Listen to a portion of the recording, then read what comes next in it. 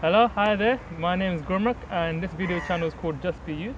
So the reason for this video channel is to bring together people who are successful or just from all aspects of life and try to see the way they've gone through certain obstacles, the way they've had successes, and to see how we as viewers can draw upon it and bring amongst ourselves to inspire daily lives. Today I've got a colleague of mine who for 12 years was in the finance and banking sector, of which 6 years was in JP Morgan. He realized that the next promotion, the next big check, came at the expense of his life, wasn't it? And yeah, he's going to share an inspirational story from going from fat banker to fit banker. Yeah. And here we got Ronnie here. All right, awesome. Thank you so much for having me here, especially on this freezing cold day that he's brought me out here. It's at 2 degrees, but very good. It's a pleasure to be here and lovely to see your JustBEYou channel go live. No, thank you very much. Yeah, Ronnie, just tell us about your journey on how you basically went from fat banker to fit banker. How have you come to who you are today from JP Morgan? Got it, awesome. So I'm originally from Zambia and I moved to the UK just over 12 years ago. I've had 12 years in banking and finance spanning across Zambia, Kenya, UK, Channel Islands and the US. The last 6 of which I was with JP Morgan, and I'd reached a point in my career where I thought this is success. It was driven based on my title called vice president, or it was based on a particular salary, or it was based on certain savings or net worth that I have, and I thought this is it. This is called you've made it, right?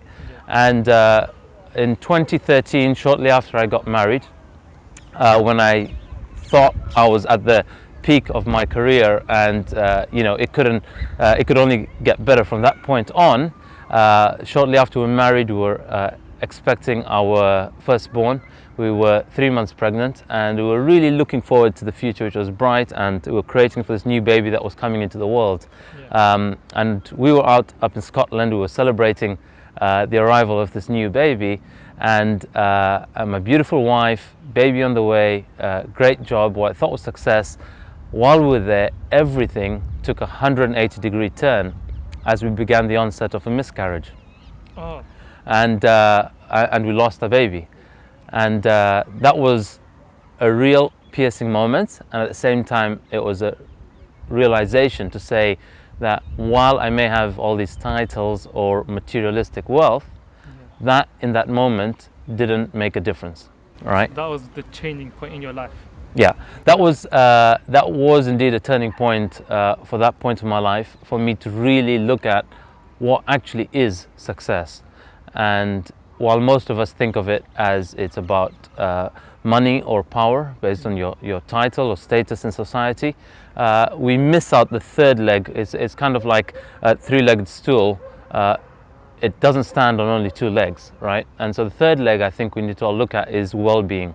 And underlying that success, I had to look at my health. And when we lost our baby, when we had that miscarriage, the following day that led to a lot of stress for us that day and the following day, and as a result the next day I had these random heart palpitations, and remember coming back to London thinking I'll be okay, I'll go to sleep, I'll drink some water and I'll rest and I'll be fine in the morning. And my wife immediately flipped. She goes, there's no way I'm waking up tomorrow having lost another one. I spent that night in hospital. Yeah. I was hospitalized, and for the following days and weeks, what ensued was a host of checkups, ECG stress tests, blood tests, medication, all to ensure that, you know, is there some underlying concern and cause to this here. Thankfully, nothing serious came out of it, but it was a real awakening for me to say, you know what, I don't want to grow up to be one of those people that for their family, there's someone that the family has to continually take care of, nurse after, ensure they've taken their medication. That was the first thing I got. And the second thing I got for myself was, I can do something about this. And so it spurred the onset of me sort of researching nutrition, mindset, exercise, and a whole host of things that I can bring together to really turn around my health. Okay.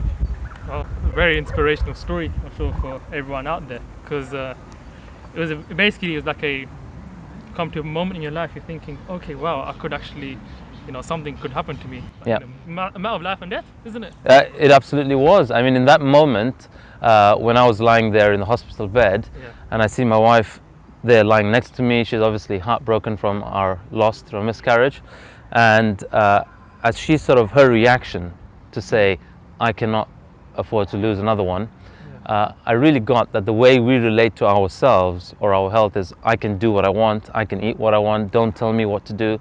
Generally, that's our attitude in life, and the way we go about, we think what we eat, how we exercise, what we drink is our choice. But we forget that we are just here for a particular purpose and a mission, and this vehicle of ours is what we need to deliver that message, deliver that mission. And if we don't take care of this vehicle, we're being irresponsible around the others that actually bank on our fitness, hence the name FITBANKER. Okay. Yeah. So your health is your greatest wealth then, isn't it? You're talking about the third sort of leg of the table. The third leg is our well-being, right? biggest. Money and power, they mean nothing. They're great to be influential and effective in making a difference in society, but trying to push those two with a missing third leg, you're bound to collapse at some point. Yeah. So health always first priority. Indeed. That's what you do for. I think that is always our greatest asset, and it's something that I'm committed to empowering others to discover theirs as well.